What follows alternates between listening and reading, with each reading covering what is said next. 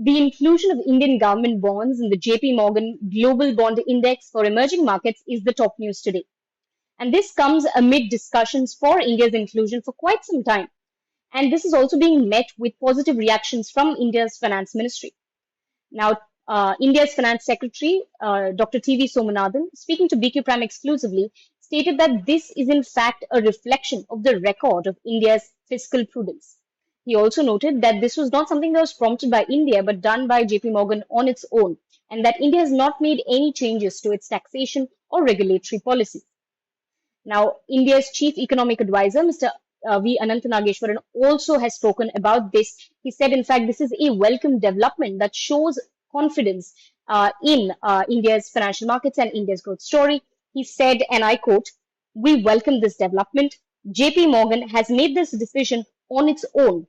It attests to the confidence that financial market participants and financial markets in general have on India's potential and growth prospects, including its macroeconomic and fiscal policies."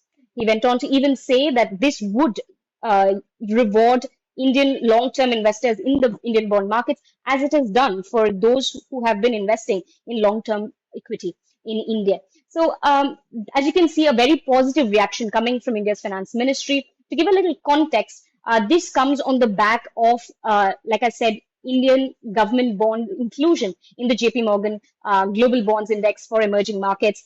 This happened on the 21st of September, and this is with a maximum weight of 10% of the index. Currently, 23 Indian bonds with a combined value of 330 billion are index eligible.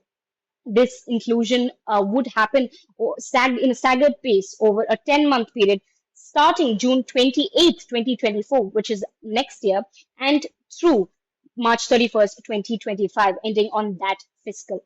That's all we have for you at this particular point. Stay tuned to BQ Prime, where we bring you the full updates on our website.